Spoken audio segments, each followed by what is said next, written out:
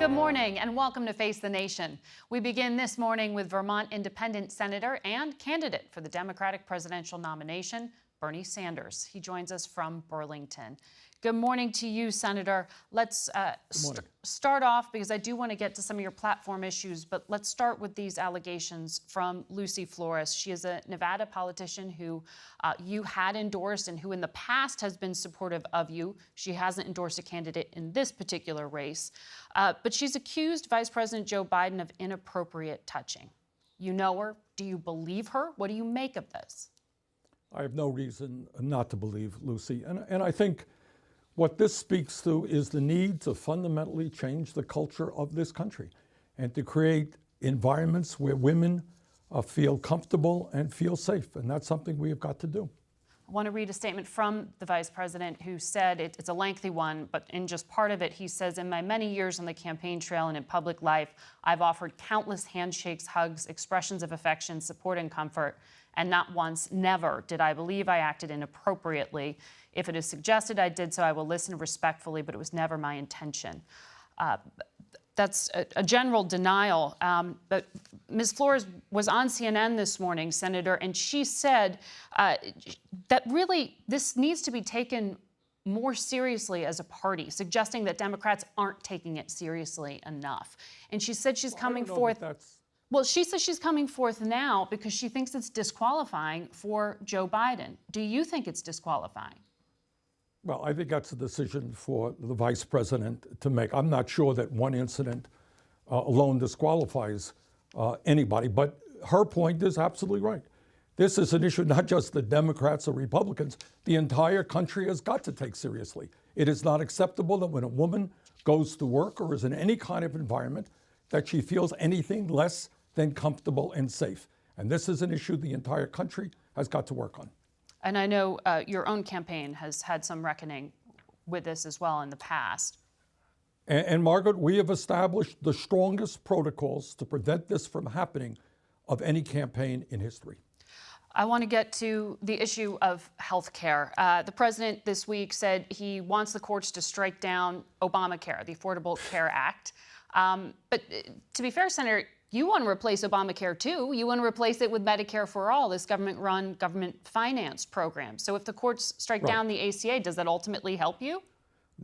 No. Look, yes, Trump has an idea on health care. His idea is to throw 32 million Americans off of the health insurance they have, doing away with insurance for kids who are 26 years of age or younger who are on their parents' plans, doing away with the protections that the ACA has for pre-existing conditions, Margaret. That means if you have cancer, you have heart disease, you have diabetes. If Trump gets his way, the cost of health insurance for you will be so high that many people literally will not be able to afford it. Thousands of people will literally die. That's Trump's health insurance plan. My plan's just a little bit different. I think we should join the rest of the industrialized world, guarantee health care to all people as a right, and the absurdity of the United States spending twice as much per capita on health care as any other nation, while our life expectancy is actually going down and our health care outcomes are worse than many other countries. And by the way, we pay by far the highest prices in the world for prescription drugs. Margaret, let me make a campaign promise to you, and you can repeat this, play this tape over if I'm elected president.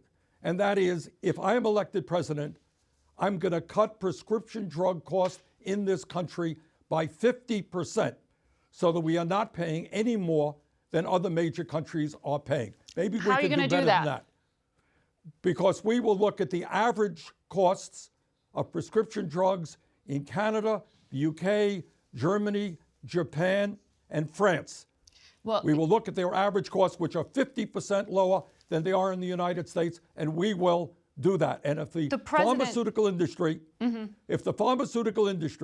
which made the five major companies made $50 billion in profits last year, they pay their CEOs outrageous compensation packages. If they don't like that, they will take a look at their patents. When are you going to reintroduce your Medicare for All plan in this Congress? So you've already got people supporting it. We're going to do that within the next couple of weeks. Next couple of weeks. We are going to do, yes. So And by the way, when we do that, what we understand is that it is just not acceptable that 30 million Americans have no health insurance, and even more are underinsured with high deductibles and high copayments. So where we are right now, I'm sorry, go ahead. So I want to also ask you, though, because we have what the president is calling a crisis at the border. He's threatening to shut down portions of it this week. He has given the order to cut off aid to Central American countries. Do you think this helps? Do you think this hurts? And can Congress stop this cutoff in aid? Well, we're going to do everything we can to stop it. It's totally absurd. Look, you have How can you stop terrible, it? The State Department says they're already trying to enact the cuts.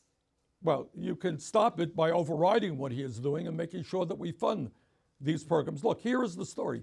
You have a terrible humanitarian crisis.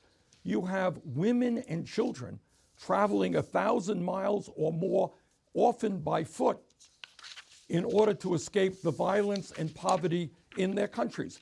So what we need to do, of course, is A, comprehensive immigration reform, but B, we need to make sure that our borders are secure, but also we need a humane policy at the border in which we are not yanking tiny children from the arms of their mothers. That's not what America is about. Or, pardon me? Would you keep these children in detention longer or deport them faster? What would you do? You need a humane policy. These are, when you lock up children, when you separate children from their mothers, this is a traumatic situation which these children, many of them, will never recover from. You need a humane, humanitarian policy at the border. You today have hit this benchmark, end of first quarter financing for the campaign. I believe you said you wanted 1 million donors by this time. Did you meet 1 million contributions. Did you meet the goal? Contributions.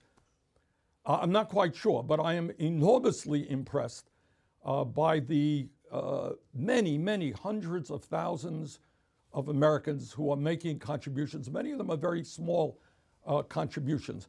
I'm also impressed by the fact that we have over 1 million people from every state in this country who have volunteered to work on what will be an unprecedented grassroots campaign. Look, Margaret, the way we win the Democratic nomination, the way we beat Trump, who in my mind is the most dangerous president in modern American history, is through a massive grassroots effort, which demands that we have an economy and a government which works for all of us and not just the 1%, that we end this massive level of income and wealth inequality where 3 of the wealthiest people own more wealth than the bottom half of Americans, while at the same time, over half the people in this country are working paycheck to paycheck. Will you be releasing your tax returns? Senator Gillibrand did so this week, or some of them. Yeah, we will. I mean, we have it all done, and it's just the question of dotting the I's and crossing the T's. Yes, we will, absolutely. And by the way, let me challenge President Trump to do the same. Trust me, we do not have investments in Russia or Saudi Arabia or any place else. Yes, we will be releasing them. Senator, we'll be watching your campaign. Look forward to talking to you again sometime soon. Thank you.